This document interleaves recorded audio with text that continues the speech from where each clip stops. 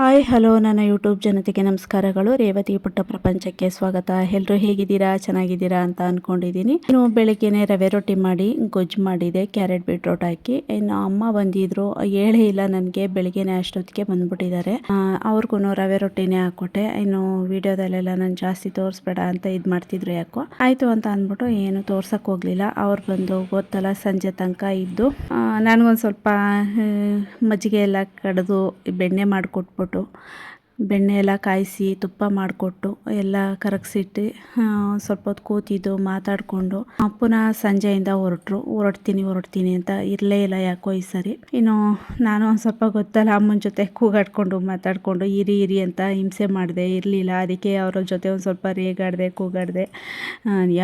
ಈಗ ಬಂದರೆ ಹಿಂಗೆ ಮಾಡ್ತಿದ್ದೀರಾ, ಇರೋದೇ ಇಲ್ಲ, ಹಿಂಗೆ ಬಂದು ಹಿಂಗೆ ಹೊರ್ಟೋಗ್ತೀರಾ, ಹಿಂಗೆ ಅಂತ ನನಗೊಂದು ಸ್ವಲ್ಪ ಬೇಜಾರಾಯಿತು, ಇರಲ್ವಲ್ಲ ಅಂತ ಅಂದ್ಬಿಟ್ಟು. ಇನ್ನು ಹಂಗೇನೆ ಮಾತಾಡಿಕೊಂಡು ಅವರು ಇಲ್ಲ ಹೊರಡಬೇಕು ಅಂದ್ಕೊಂಡು ಹೊರಟೋದ್ರು.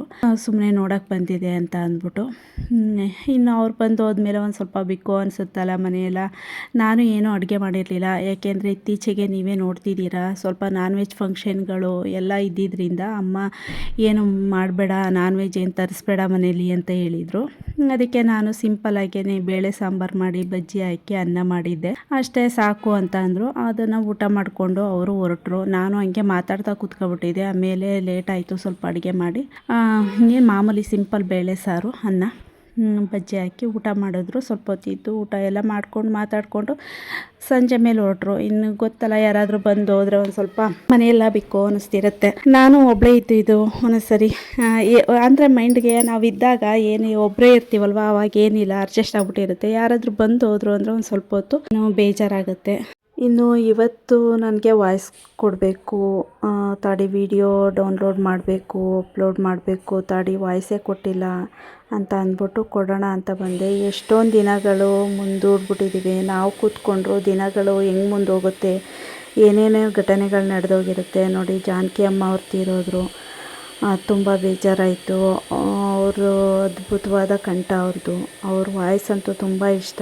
ಅದೇನೋ ಗಾಡ್ ಗಿಫ್ಟು, ದೇವರು ಅಂತ ಸ್ಪೆಷಲ್ ವ್ಯಕ್ತಿಗಳಿಗೆ ಸ್ಪೆಷಲಾಗಿ ಕೊಟ್ಟಿರ್ತಾನೆ. ಅದಂತೂ ತುಂಬ ಇಷ್ಟ ಅವ್ರ ವಾಯ್ಸು, ಅವ್ರ ಸಾಂಗ್ಗಳು.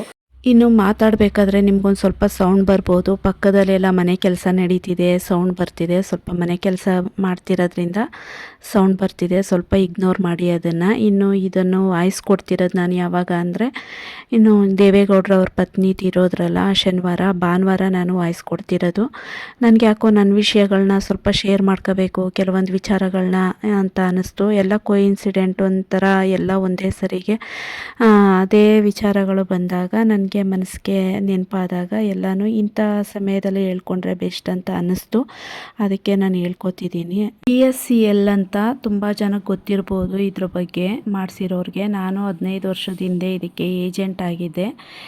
ಈ ವಿಷಯ ಅದಕ್ಕಿಂತ ಮುಂಚೆ ಅದು ನಡೀತಿತ್ತು ಕಂಪ್ನಿ. ನಾನಾಗಿದ್ದು ಆವಾಗ ಏಜೆಂಟು 15 ವರ್ಷದ ಹಿಂದೆ. ಈ ವಿಷಯ ಈಗ ಏನಕ್ಕೆ ಬಂತು ಈ ಸಂದರ್ಭದಲ್ಲಿ ಅದನ್ನು ನಾನು ಮಾಡಿಸ್ತಿದ್ದೆ. ನನಗೆ ಏನಾಯಿತು ಅಂದರೆ, ಆ ಟೈಮಲ್ಲಿ ಯಾರೋ ಒಬ್ಬರು ಬಂದು ಏಜೆಂಟ್ ಅವರು ಈ ಥರ ಮಾಡಿ ನೀವು ಮಾಡಿಸಿ ತುಂಬ ಅನುಕೂಲ ಆಗುತ್ತೆ, ಏನಿಲ್ಲ ಇದು 5 ವರ್ಷಕ್ಕೇ ಡಬಲ್ ಆಗುತ್ತೆ, ಎಲ್ಲ ಒಳ್ಳೆಯದಾಗತ್ತೆ ಅಂತ ಎಲ್ಲ ಹೇಳಿದ್ರು. ನಾವು ಮನೇಲಿ ಇರ್ತೀವಲ್ವ ಲೇಡೀಸು, ಮಾಡಿಸೋಣ, ಇದರಿಂದ ಬೆನಿಫಿಟ್ ಇದೆ, ಒಳ್ಳೆಯದಾಗತ್ತೆ ಅಂತ ಅಂದ್ಬಿಟ್ಟು ಆಯಿತು ಅಂತ ಒಪ್ಕೊಂಡು ಮಾಡಿಸಿದ್ವಿ ಅದನ್ನು. ಏಜೆಂಟ್ ಆದೆ ನಾನು. ಫಸ್ಟು ನಮ್ಮ ಫ್ಯಾಮಿಲಿಯವರೆಲ್ಲ ನನಗೆ ಸಪೋರ್ಟ್ ಮಾಡಿದ್ರು, ಎಲ್ಲರೂ ಮಾಡಿಸಿದ್ರು, ಕಟ್ಟಿದ್ರು ಅಮೌಂಟನ್ನ. ನನಗೆ ಅದೊಂಥರ ಖುಷಿನೇ ಆಯಿತು ಆ ಟೈಮಲ್ಲಿ. ನನ್ನನ್ನು ನಂಬಿ ಇಷ್ಟು ಕಟ್ತಿದ್ದಾರಲ್ಲ ಅಂತ ಅಂದ್ಬಿಟ್ಟು ನಾನು ಅವ್ರಿಗೆಲ್ಲ ಗ್ಯಾರಂಟಿ ಹೇಳಿದೆ. ಆಯಿತು, ನಿಮಗೆ ನಾನೇ ಗ್ಯಾರಂಟಿ, ಆ ಕಂಪ್ನಿ ಅಷ್ಟು ಚೆನ್ನಾಗಿದೆ, ವರ್ತಿದೆ.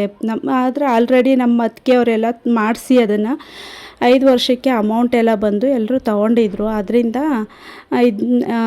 ನಾನು ಆಯಿತು ಅಂತ, ನನಗೆ ನಾನು ಲೇಟಾಗಿ ಏಜೆಂಟ್ ಆಗಿದ್ದು, ಅದಕ್ಕೆ ಆಯಿತು ಅಂತ ಮಾಡಿಸ್ದೆ. ಆದರೆ ಒಂದು ವಿಷಯ ಆಮೇಲೆ ಗೊತ್ತಾಯಿತು ನನಗೆ, 1-2 ವರ್ಷ ಆದಮೇಲೆ ಗೊತ್ತಾಯಿತು, ಅದು ಕೋರ್ಟಲ್ಲಿ ನಡೀತಿದೆ ವಿಚಾರ ಅಂತ ಅಂದ್ಬಿಟ್ಟು. ನನಗೆ ಅಲ್ಲಿ ತನಕ ಅದ್ರ ವಿಷಯ ಗೊತ್ತಿರಲಿಲ್ಲ. ಇದು ಗೊತ್ತಾದ ತಕ್ಷಣ ನಮಗೆ ಮಾಡಿಸಿದ್ರಲ್ಲ ಏಜೆಂಟು, ನಮ್ಮ ಏಜೆಂಟ್ನ ಮೀಟ್ ಮಾಡಿದೆ. ಅದರಲ್ಲಿ ಅವರು ಅದ್ರ ಸ್ಟೋರಿ ಎಲ್ಲ ಹೇಳಿದ್ರು. ಸ್ಟೋರಿ ಎಲ್ಲ ಹೇಳಿದ್ಮೇಲೆ ಇನ್ನೇನು ಮಾಡೋದು, ಅದು ಸ್ಟಾಪ್ ಆಗಿದೆ ಈಗ ಸದ್ಯಕ್ಕೆ ಅಂತ ಗೊತ್ತಾಯಿತು ವಿಷಯ.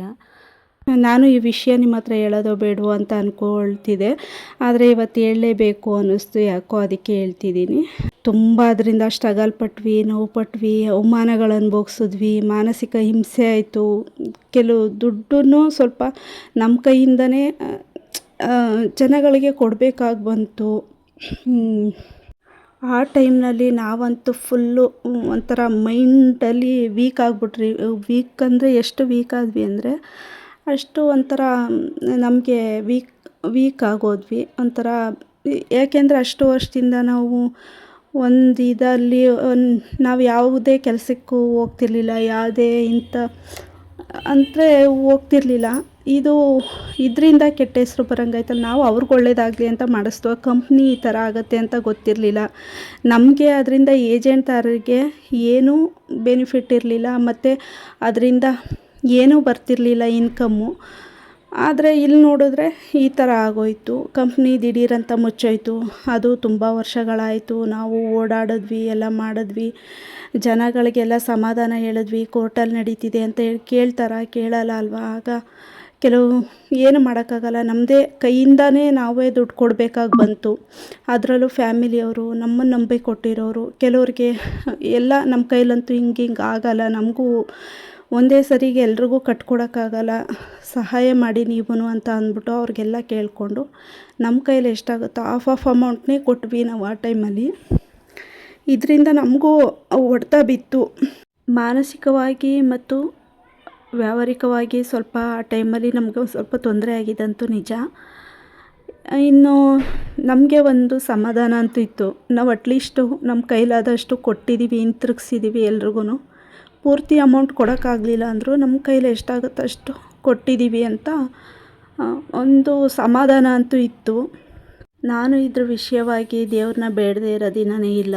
ಬೇಗ ಬರಲಿ ಎಲ್ಲ ಅಮೌಂಟು, ಕೋರ್ಟಿಂದ ಬೇಗ ತೀರ್ಮಾನ ಬರಲಿ ಅಂತ ಎಷ್ಟೊಂದು ಹರಕೆನೂ ಕಟ್ಕೊಂಡಿದ್ದೀನಿ, ಎಲ್ಲ ಬೇಡ್ಕೊಂಡಿದ್ದೀನಿ, ದೇವ್ರನ್ನ ಪ್ರೇಯರ್ ಮಾಡಿದ್ದೀನಿ. ಆ ಟೈಮಲ್ಲೆಲ್ಲ ಅಷ್ಟೊಂದು ಇದಾಗಿತ್ತು. ಆ ಟೈಮಲ್ಲಿ ಈ ಸಂದರ್ಭದಲ್ಲಿ ಏನು ಕೇಳ್ತಿದ್ದೀನಿ ಅಂದರೆ, ಏನಕ್ಕೆ ನೆನಪು ಮಾಡಿಕೊಂಡೆ ಅಂದರೆ, ಆ ಟೈಮಲ್ಲಿ ಯಾವುದೇ ಮಂತ್ರಿಗಳು, ಯಾರು ಶಾಸಕರು ಅಂತ ಯಾರೂ ಇದ್ರ ಬಗ್ಗೆ ಧ್ವನಿ ಎತ್ತಿ ಮಾತಾಡಲಿಲ್ಲ. ಆ ಟೈಮಲ್ಲಿ ಕುಮಾರಸ್ವಾಮಿಯವರು ವಿಧಾನಸಭೆಯಲ್ಲಿ ಮಾತಾಡ್ತಾರೆ. ಆ ಟೈಮಲ್ಲಿ ಒಂದು ಸ್ವಲ್ಪ ಏನೋ ಬರುತ್ತೇನೋ ನಮಗೆ ಅಂತ ಒಂದು ಭರವಸೆ ಮೂಡುತ್ತೆ ನನಗೆ. ಈ ಟೈಮಲ್ಲಿ ಅವ್ರ ಕುಟುಂಬಕ್ಕೆ ಅವ್ರ ತಾಯಿ ಕಳ್ಕೊಂಡಿರೋದ್ರಿಂದ ಅವ್ರ ದುಃಖ ಭರಿಸೋಂಥ ಶಕ್ತಿ ಕೊಡಲಿ, ಅವ್ರ ತಾಯಿಗೆ ಚಿರಶಾಂತಿ ಕೊಡಲಿ ಅಂತ ಅಂದ್ಬಿಟ್ಟು ಕೇಳ್ಕೊತೀನಿ. ನನಗೆ ಇದ್ರ ಬಗ್ಗೆ ಏನು ಹೆಚ್ಚಿಗೆ ಮಾತಾಡೋದಕ್ಕೆ ಬರೋಲ್ಲ. ಅವ್ರ ಕುಟುಂಬಕ್ಕೆ ದೇವರು ಒಳ್ಳೇದು ಮಾಡಲಿ ಅಂತ ಈ ವಿಷಯವಾಗಿ ಕೇಳ್ಕೊತೀನಿ ಅಷ್ಟೇ. ನನಗೆ ಇನ್ನು ಬೇರೆದೇನೂ ಗೊತ್ತಿಲ್ಲ. ಅಂದರೆ ಆ ಟೈಮಲ್ಲಿ ಜನರ ಬಗ್ಗೆ ಇದ್ರ ವಿಷಯ ತಿಳ್ಕೊಂಡು ಅಟ್ಲೀಸ್ಟ್ ಅವರು ಮಾತಾಡಿದ್ರು. ಇಂಥ ವಿಷಯ ಇವೆಲ್ಲ ಸಣ್ಣ ಸಣ್ಣ ವಿಷಯ ಅಂತ ಅನ್ನಿಸ್ಬೋದು, ಆದರೆ ಏಜೆಂಟ್ದಾರರು ಅವ್ರ ನೋವೇನು ಅಂತ ಅಂದರೆ ಅವ್ರಿಗೆ ಮಾತ್ರ ಗೊತ್ತಿರುತ್ತೆ. ಎಷ್ಟೊಂದು ಫ್ಯಾಮಿಲಿಗಳು ಇದಕ್ಕೆ ನಂಬಿ ದುಡ್ಡು ಕಟ್ಟಿರ್ತಾರೆ, ಎಲ್ಲ ಮಾಡಿರ್ತಾರೆ, ಏಜೆಂಟ್ ನಂಬಿ ಕಟ್ಟಿರ್ತಾರೆ. ಇಲ್ಲ ಏಜೆಂಟ್ಗೂ ದುಡ್ಡು ತಿಂದಿರಲ್ಲ, ಇಲ್ಲ ಇನ್ಯಾವುದೋ ದುಡ್ಡು ಅವರು ಇದು ಮಾಡ್ಕೊಂಡಿರಲ್ಲ. ಆದರೆ ಸುಮ್ಮನೆ ಮಾತು ಕೇಳಬೇಕಾಗತ್ತೆ. ನಾವು ಯಾವತ್ತೂ ಇಂಥ ಕಂಪ್ನಿಗಳಿಗೆ, ಇಂಥ ಇದಕ್ಕೆಲ್ಲ ಗೌರ್ಮೆಂಟ್ ಸಪೋರ್ಟ್ ಇಲ್ಲದೆ ಇರೋ ಕಂಪ್ನಿಗಳಿಗೆಲ್ಲ ಹೋಗ್ತಿರ್ಲಿಲ್ಲ. ಆದ್ರೂ ಆ ಸೇಫ್ ಅಲ್ವಾ ಅನ್ನೋದಕ್ಕಿಂತ ಇವತ್ತೆಲ್ಲ ಪ್ರೈವೇಟ್ ಕಂಪ್ನಿಗಳು ಎಷ್ಟೊಂದು ನಡೀತಿದೆ, ಅದೆಲ್ಲ ಸೇಫ್ ಇದೆಯಾ ತಾನೇ ಅಂತ ಅಂದ್ಬಿಟ್ಟು ನಾವು ಇದು ಮಾಡ್ಕೊಂಡ್ವಿ. ಆದರೆ ಏನು ಮಾಡೋಕ್ಕಾಗತ್ತೆ, ಆ ಟೈಮಲ್ಲಿ ಏನೋ ಆದರೂ ಬೇಡ ಗೊತ್ತಾಗಲಿಲ್ಲ ಪರಿಸ್ಥಿತಿ. ಆ ಥರ ಕಟ್ಟಿಸ್ಬಿಟ್ಟು ಆ ಥರ ಆಯಿತು. ಆದರೆ ಕಾಲಕ್ರಮೇಣ ಕೋರ್ಟಿಂದ ತೀರ್ಮಾನ ಆಗಿ ಅದು ಹಿಂತಿರುಗಿಸ್ಬೇಕು ಜನರಿಗೆ ಅಂತ ಆರ್ಡ್ರ್ ಬಂತು. ಆದರೆ ಅದು ಏನೂ ಇವತ್ತಿನವರೆಗೂ ಅದ್ರದ್ದು ಏನೂ ಇದಿಲ್ಲ. ಮತ್ತು ಕಂಪ್ನಿ ಕಡೆಯಿಂದ ಅವರು ಹೇಳ್ತಾರೆ DC ಆಫೀಸಿಗೆ ಕಳಿಸಿ ಅಂತ ಅಂದರು, ಅರ್ಜಿ ಕೊಡಿ ಅಂತ ಅಂದರು. ಅಲ್ಲಿಗೆಲ್ಲ ತೊಗೊಂಡೋಗಿ ಕೊಟ್ವಿ. ಈಗ ಅವ್ರು ಕೇಳ್ತಿರ್ತಾರೆ, ಏನೇನೋ ರಿಸಿಪ್ಟ್ಗಳು ಕೇಳ್ತಾರೆ. ತುಂಬ ಜನ ಎಲ್ಲೆಲ್ಲೋ ಇಟ್ಬಿಟ್ಟಿದ್ದಾರೆ, ಎಲ್ಲೆಲ್ಲೋ ಹಾಕ್ಬಿಟ್ಟಿದ್ದಾರೆ. ಈಗ ಕಂಪ್ಯೂಟ್ರಲ್ಲಿ ಫೀಡ್ ಮಾಡಿಕೊಂಡೇ ತಾನೇ ಇವೆಲ್ಲನೂ ಕೊಡೋದು ಅಂದಮೇಲೆ, ಈಗ ಅವ್ರು ಅವತ್ತು ಅವ್ರ ಬಾಂಡ್ ಪೇಪರ್ ನಂಬಿ ನಾವು ಇವೆಲ್ಲನೂ ಕೊಟ್ಟಿದ್ದೀವಿ ಅಂತ ಅಂದಮೇಲೆ, ಇವತ್ತು ಅವ್ರು ತಲುಪಿಸೋಂಥ ಕೆಲಸ ಅವ್ರು ಮಾಡಬೇಕು, ಆ ಕಂಪ್ನಿಯವ್ರು ಮಾಡಬೇಕು. ಇಂಥ ಸಮಸ್ಯೆಗಳು ತುಂಬ ಇದ್ದಾವೆ ಜನರದು, ಅದಕ್ಕೋಸ್ಕರ ಹೇಳ್ಕೊಂಡೆ. ಜನರದು ಅನ್ನೋದಕ್ಕಿಂತ ನನ್ನ ಲೈಫಲ್ಲಿ ನಾನು ಪರ್ಸ್ನಲಾಗಿ ನಡೆದಿದ್ದರಿಂದ ನನಗೆ ಪ್ರಶ್ನೆ ಕಾಡ್ತಿತ್ತಿದ್ದು. ಕೋರ್ಟಿಂದ ಆರ್ಡ್ರ್ ಬಂದಿದ್ದರು, ಯಾಕೆ ಇಷ್ಟೊಂದು ಲೇಟ್ ಮಾಡ್ತಿದ್ದಾರೆ, ಅವರೆಲ್ಲನೂ ಕಂಪ್ಯೂಟ್ರಿಗೆ ಅಲ್ಲವಾ ಎಲ್ಲನೂ ಫೀಡ್ ಮಾಡಿಕೊಂಡು ಕೊಡೋದು. ಕೋರ್ಟಿಂದ ಆರ್ಡ್ರ್ ಬಂದಿದ್ದರು ಎಲ್ಲ, ಆದರೆ ಇದು ಯಾಕೆ ಇಷ್ಟು ವರ್ಷ ಆದ್ರೂ ಇದ್ರದ್ದು ಅಮೌಂಟ್ ಬಂದಿಲ್ಲ, ಯಾಕೆ ಅವ್ರು ಕೇಳಿದ್ದೆಲ್ಲನೂ ಅಪ್ಲಿಕೇಶನ್ ಎಲ್ಲ ಕಳಿಸಿದ್ದೀವಿ, DC ಆಫೀಸಿಗೆ ಕಳಿಸಿ ಅಂದರು, ಕಳಿಸಿದ್ದೀವಿ, ಇಷ್ಟು ದಿನ ಆದರೂ ಏನಕ್ಕೆ ಬಂದಿಲ್ಲ. ಅದಂತೂ ತುಂಬ ಬೇಜಾರಾಯಿತು. ಇನ್ನು ಇಷ್ಟೇ ಇದ್ರ ವಿಷಯ ನಿಮ್ಮ ಹತ್ರ ಶೇರ್ ಮಾಡ್ಕೋಬೇಕು. ಸಂದರ್ಭ ಎಲ್ಲ ಅದು ಆ ಥರ ಹೇಳಂಗೆ ಮಾಡ್ತು ನನಗೆ. ಇನ್ನೇನು ಬೇರೆ ಇನ್ಯಾವುದೇ ಪಕ್ಷದ ಪರ ವಿರೋಧ ಅಂತ ನಾನು ಯಾವುದೂ ಮಾತಾಡಿಲ್ಲ. ಅವತ್ತು ಅವ್ರು ಮಾತಾಡಿದ್ದಕ್ಕೆ ಇವತ್ತು ಅದನ್ನು ನೆನೆಸ್ಕೊಂಡಿದ್ದೀನಿ. ಅದು ಬಿಟ್ಟರೆ ಎಲ್ಲರ ಬಗ್ಗೆನೂ ಗೌರವ ಇದೆ ನನಗೆ, ಯಾರ ಬಗ್ಗೆನೂ ಬೇಜಾರಿಲ್ಲ. ಇನ್ನು ನಮ್ಮ ತಾಯಿಯವರು ಅವ್ರ ಮನೇಲೇ ತುಂಬ ಕಷ್ಟ ಇದೆ. ಇನ್ನು ಅವ್ರ ಮನೇಲೇ ತುಂಬ ಕಷ್ಟ ಇದ್ದಾಗ ನನಗೆ ಏನೋ ನನ್ನ ಮೇಲೆ ಬೇಜಾರು ಮಾಡಿಕೊಂಡು ಅವ್ರ ಮನಸ್ಸಿನ ಬೇಜಾರು ಏನು ಅಂತ ಹೇಳ್ಕೊಳ್ಳಿಲ್ಲ. ನನಗೆ ಅದನ್ನ ಅಮೌಂಟ್ ತಂದು ಕೊಟ್ಟಾಗ ನನಗೆ ತುಂಬ ಬೇಜಾರಾಯಿತು. ಯಾಕೆ ಅಂದರೆ ನನಗೂ ಏನೋ ನನ್ನಿಂದ ತಪ್ಪಾಯಿತೋ ಏನೋ, ನಾನು ಏನು ಹೇಳೋ ಪರಿಸ್ಥಿತಿಲಿಲ್ಲ. ನನ್ನ ಪರಿಸ್ಥಿತಿ ಹಿಂಗೆ ಅರ್ಥ ಮಾಡಿಸ್ಲಿ ಅವ್ರಿಗೆ, ಆ ಥರ ಸಿಚುವೇಶನ್ ಆಯಿತು. ಅದರಿಂದ ಅಷ್ಟೇ. ಕೆಲವು ಸರಿ ದುಡ್ಡು ಬಂದರೆ ಖುಷಿಯಾಗುತ್ತೆ ಅಂತಾರೆ, ಕೆಲವು ಸರಿ ಈ ಥರನೂ ಆಗುತ್ತೆ, ಏನೂ ಮಾಡೋಕ್ಕಾಗಲ್ಲ. ಆದರೆ ನಾನು ನಮ್ಮ ಫ್ಯಾಮಿಲಿಯವ್ರ ಪ್ರೀತಿ ವಿಶ್ವಾಸ ಎಲ್ಲ ಕಳ್ಕೊಬಿಟ್ನೇನೋ ಅಂತ ತುಂಬ ಒಂದೊಂದ್ಸರಿ ಮನಸ್ಸಿಗೆ ತುಂಬ ಬೇಜಾರಾಗ್ತಿರುತ್ತೆ, ದುಃಖನೂ ಆಗ್ತಿರುತ್ತೆ. ಅದರಿಂದ ಇನ್ನು ಬೇಜಾರು ದುಃಖ ಏನೂ ವ್ಯಕ್ತಪಡಿಸೋಕ್ಕೆ ಆಗಲ್ಲ. ಸ್ವಲ್ಪ ದಿನ ನಾನು ಇಷ್ಟು ದಿನ ಏನೂ ಮಾತಾಡದೆ ಮೌನವಾಗಿದ್ಬಿಟ್ಟಿದ್ದೆ. ಅವರು ಆಯಿತು ನೀನು ಮಂಗಲಜೇನು ಮಾಡಿಸ್ಕೊ, ಏನಕ್ಕೋ ಆಗುತ್ತೆ ಇಟ್ಕೊ, ನಿಮ್ಮ ದುಡ್ಡು ನೀವು ಕೊಟ್ಬಿಟ್ಟಿದ್ದೀವಿ, ನಾವು ವಾಪಸ್ಸಿದ್ದೀವಿ. ಇನ್ನು ನಾವು ಕೇಳಿದಾಗ ಸಹಾಯ ಮಾಡಿ ಇಲ್ಲ ಅಂತಲ್ಲ, ನಮಗೇನಾದರೂ ಬೇಕಾದಾಗ ಇದು ಮಾಡಿ ಅಂತ ಅಂದ್ಬಿಟ್ಟು ಹೋದರು. ಅದೊಂಥರ ಮನಸ್ಸಿಗೆ ತುಂಬ ನೋವಾಯಿತು. ಖುಷಿ ಪಡೋದ ಇದು, ದುಃಖ ಪಡೋದ? ನನ್ನ ಅಮೌಂಟೇ ನನಗೆ ಬಂದಿದ್ರೆ ಇವತ್ತು ಈ ಥರ ಪರಿಸ್ಥಿತಿ, ದುಃಖ ಪಡೋ ಅಂಥದ್ದು, ಬೇಜಾರಾಗೋ ಅಂಥದ್ದು ಪರಿಸ್ಥಿತಿ ಇರ್ತಿರಲಿಲ್ಲ. ಇರಲಿ ಬಿಡಿ, ಎಲ್ಲ ದೇವರಿಚ್ಛೆ. ಹೆಂಗೆ ನಡಿಬೇಕು ಲೈಫಲ್ಲಿ ಹಂಗೆ ನಡೀತಿರುತ್ತೆ. ಅಂದರೆ ಈ ಸಂದರ್ಭದಲ್ಲಿ ಎಲ್ಲ ನೆನಪು ಮಾಡಿಸ್ಬಿಡ್ತು ನನಗೆ. ಒಂದಕ್ಕೂ ಕನೆಕ್ಟ್ ಆಯಿತು, ಅದರಿಂದ ನೆನಪಾಯಿತು ಅಷ್ಟೇ. ಇದನ್ನು ತುಂಬ ದಿನ ಹಂಗೂ ಶೇರ್ ಮಾಡ್ಕೊಳ್ಳಬೇಡ್ವಾ ಅಂತ ಅವತ್ತಿಂದನೂ ಪೆಂಡಿಂಗ್ ಇಟ್ಟಿದೆ. ಇವತ್ತು ಈ ವಿಚಾರನ ಬಂದಾಗ ಇಲ್ಲ, ಏನೋ ಒಂದು ಮನಸ್ಸು ಶೇರ್ ಮಾಡ್ಕೋ, ಏನಿಲ್ಲ ಇದ್ರ ಬಗ್ಗೆ ಹೇಳ್ಕೊಂಡ್ರೆ ಏನು ತಪ್ಪಿಲ್ಲ, ನಮ್ಮದೇನು ತಪ್ಪಿಲ್ವಲ್ಲ ಅಂತ ಏನೋ ಮನಸ್ಸಿಗೆ ಅನ್ನಿಸ್ತು. ಅದಕ್ಕೆ ನಾನು ನಿಮ್ಮ ಹತ್ರ ಹೇಳ್ಕೊಂಡೆ. ಏನಾದರೂ ನಿಮಗೆ ಮನಸ್ಸಿಗೆ ಏನಾದರೂ ಬೇಜಾರಾಗಿದ್ದರೆ ದಯವಿಟ್ಟು ಕ್ಷಮಿಸಿ. ಇದರಿಂದ ಯಾರಿಗೂ ನೋವು ಮಾಡೋಕ್ಕೋಸ್ಕರ ಆಗಲಿ, ಬೇಜಾರು ಮಾಡೋಕ್ಕೋಸ್ಕರ ಆಗಲಿ, ಇಲ್ಲ ಅಗೌರವ ತೋರಿಸೋದಕ್ಕಾಗಲಿ, ಇನ್ಯಾವುದಕ್ಕೂ ನಾನು ಯಾರಿಗೂ ಯಾವುದೇ ಪಕ್ಷ ಪರ ವಿರೋಧ ನನಗೆ ಯಾವುದೂ ಗೊತ್ತಿಲ್ಲ. ಇದು ನನಗೆ ನನ್ನ ಲೈಫ್ ಸ್ಥಿತಿ ಹಿಂಗಿತ್ತು. ಈ ಏಜೆಂಟ್ ಕಟ್ಟಿಸಿ ಈ ಥರ ಆಗಿ ಏಜೆಂಟಾಗಿ ನಾನು ಈ ಥರ ಆಯಿತು, ಅದಕ್ಕೋಸ್ಕರ ಅಷ್ಟೇ. ಇನ್ನು ಈ ವಿಷಯವಾಗಿ ಸಾಕು ಇಷ್ಟೇ ಮಾತಾಡೋದು ಅಂದ್ಕೋತೀನಿ. ಇನ್ನು ಅವ್ರ ತಾಯಿಗೆ ಚಿರಶಾಂತಿ ಸಿಗಲಿ ಅಂತ ಕೇಳ್ಕೊತೀನಿ, ದೇವ್ರ ಹತ್ರ ಪ್ರಾರ್ಥನೆ ಮಾಡ್ತೀನಿ.